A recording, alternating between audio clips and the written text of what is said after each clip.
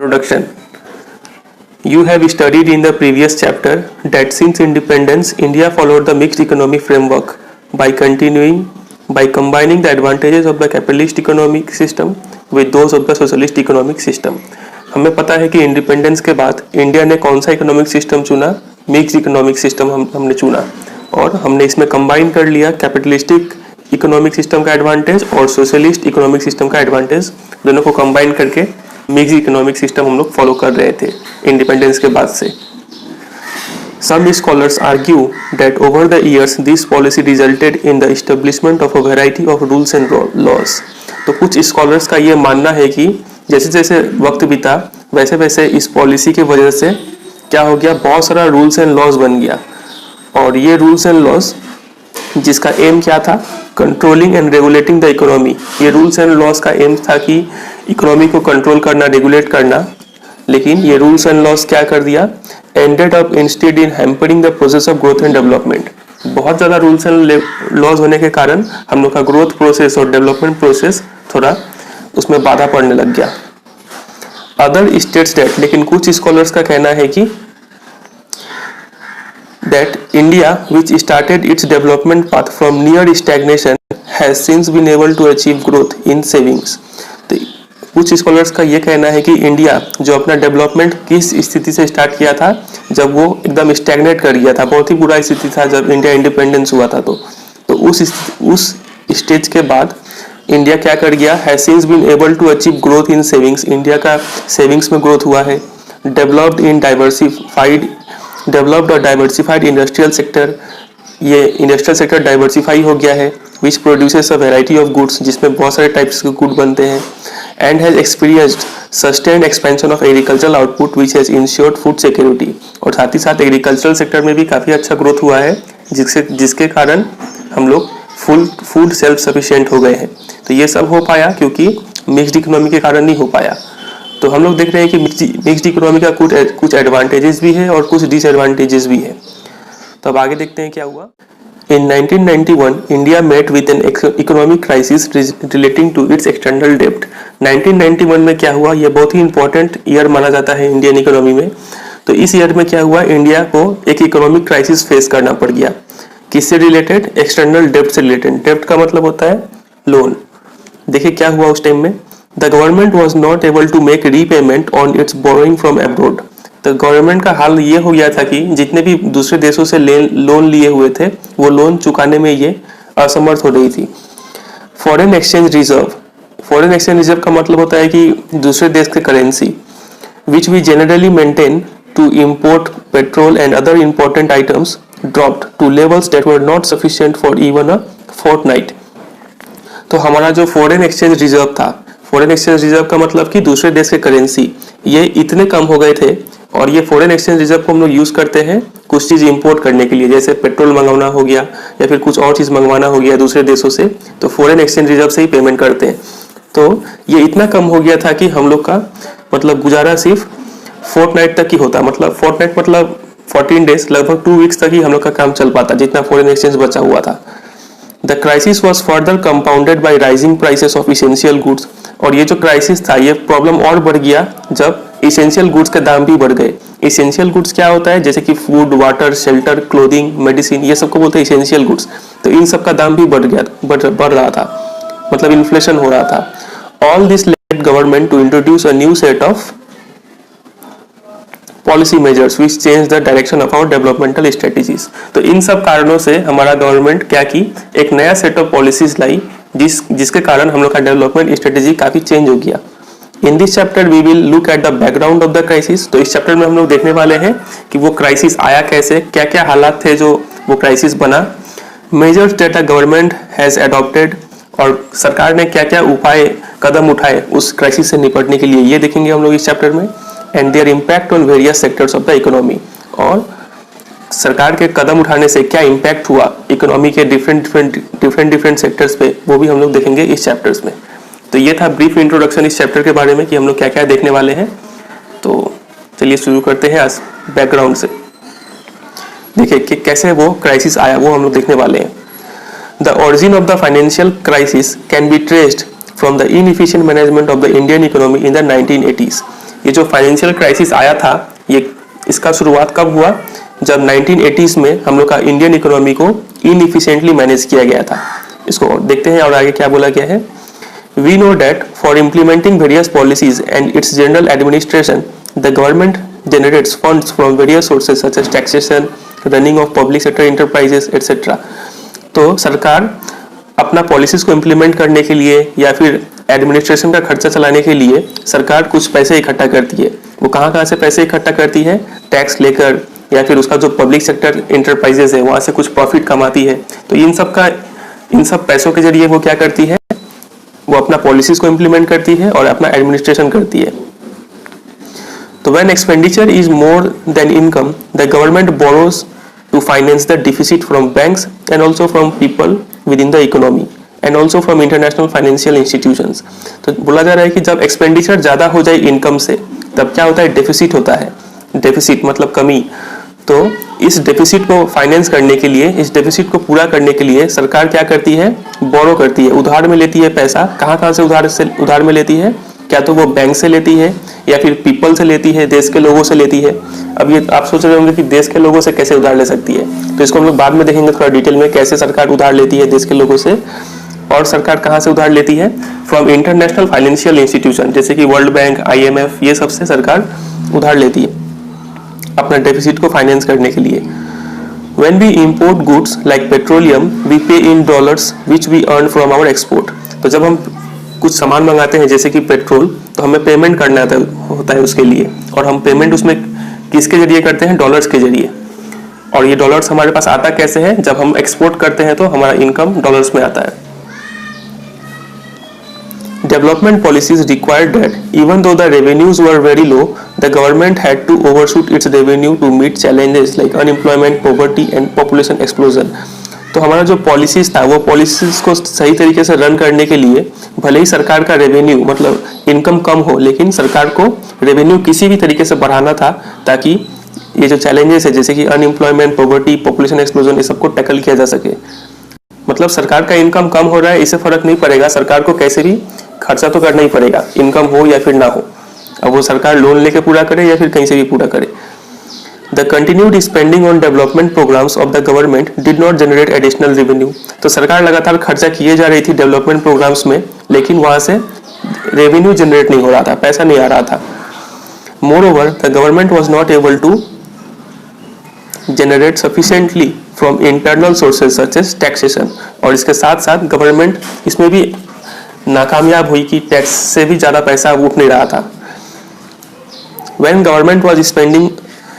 the government was spending a large share of its income on areas which do not provide immediate returns, such as the social sector and defense, there was a need to utilize the rest of the revenue in a highly efficient manner.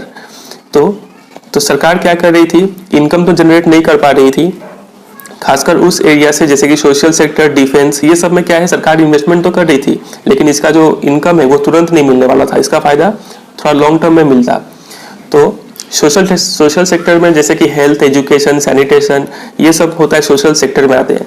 तो सरकार ये सब में तो खर्चा कर रही थी, लेकिन रिटर्न अभी उतना दिखा नहीं था यहाँ से।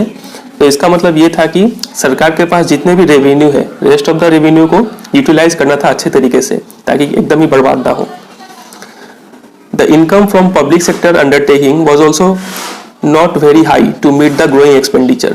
और जितने भी पब्लिक सेक्टर सरकार के जो फर्म सब थे, वहाँ से भी उतना ज़्यादा इनकम आ नहीं रहा था कि हम एक्सपेंडिचर पूरा कर पाए।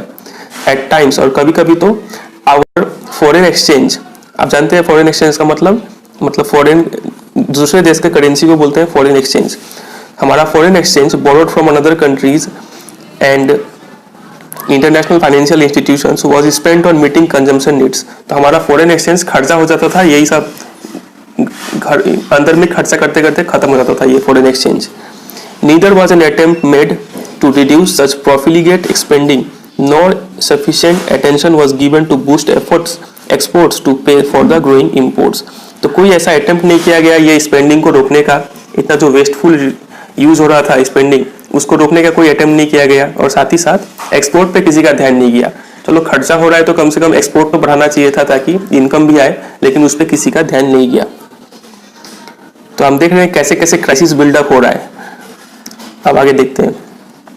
In the late 1980s, government expenditure began to exceed its revenue by such large margins that meeting the expenditure through borrowings became unsustainable.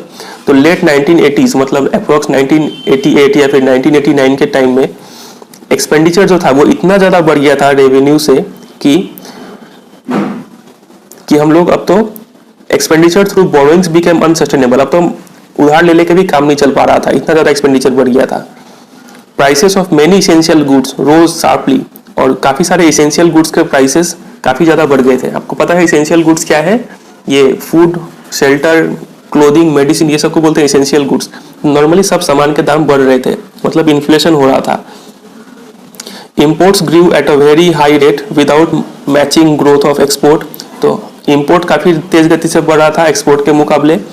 As pointed out earlier, जैसा कि पहले बोला जा चुका है, foreign exchange reserves declined to a level that was not adequate to finance imports for more than 2 weeks. और हमारा जो foreign exchange था वो इतना कम हो गया था कि 2 हफ्ते से ज़्यादा अब वो चलने वाला नहीं था. There was also not sufficient foreign exchange to pay the interest that needs to be paid to international traders. और हम लोग जो बाहर से लोन लिए हुए थे, तो लोन लेंगे तो उस पर तो इंटरेस्ट भी तो पे करना होगा. तो हमारे पास इतना कम फॉरेन एक्सचेंज था कि हम लोग इंटरेस्ट भी नहीं पेमेंट कर पा रहे थे. ये हाल हो गया था. Also no country or international funder was willing to lend to India. तो यही सब हाल देखकर बाकी सब जो देश थे, दूसरे देश या फिर इंटरनेशनल जो इंस्टीट्यूशंस थे, वो लोग इंडिया को अब लोन देना भी नहीं चाहते थे. तो अब क्या हुआ देखे फिर. India approached the International Bank for Reconstruction and Development (IBRD), popularly known as World Bank.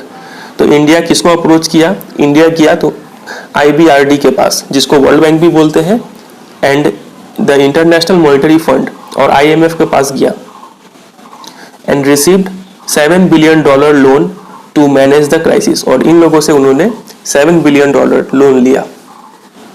For availing the loan, these international agencies expected India to liberalize and open up the economy by removing restrictions on the private sector. अब ये लोग तो loan ऐसे ही बैठे बैठे नहीं दे देगा, तो इन्होंने कुछ कंडीशंस रख दिया कि लोन लेने के लिए क्या क्या शर्त आपको मानना पड़ेगा. तो पहला शर्त ये था कि इंडिया को क्या करना था, लिबरलाइज करना था देश को. अब ये लिबरलाइजेशन क्या होता है, इसको हम थोड़ी देर में देखने वाले हैं डिटेल में. फिलहाल आप ये वर्ड को याद रखिएगा. और क्या करना पड़ा इंडिया को? Open up the economy by removing restrictions on the public private sector. हम लोग जो प्राइवेट सेक्टर पे इतना तो रेस्ट्रिक्शन बांध के रखे हुए थे, वो रेस्ट्रिक्शन सबको कम करना था. ये कंडीशन में था उन लोग का. Reduce the role of the government in many areas, और गवर्नमेंट का रोल रिड्यूस करना था कुछ एरियाज में. And remove trade restrictions between India and other countries, और ट्रेड का जो रेस्ट्रिक्शन सब था वो सबको भी कम करना था. तो ये कुछ कंडीशंस वो लोग इम्पोज किए लोन देने के लिए. और लोन का अमाउंट कितना था? $7 billion. India agreed to the conditionalities of World Bank and IMF and announce the new economic policy. तो इंडिया को अग्री करना पड़ गया ये कंडीशंस पे, क्योंकि उपाय नहीं था. और इस कंडीशंस को मानते हुए इंडिया ने क्या अनाउंस कर दिया? न्यू इकोनॉमिक पॉलिसी अनाउंस कर दिया. The new economic policy consisted of wide ranging economic reforms. तो इस पॉलिसी में काफी ज्यादा रिफॉर्म्स था, काफी सारा बदलाव आया था.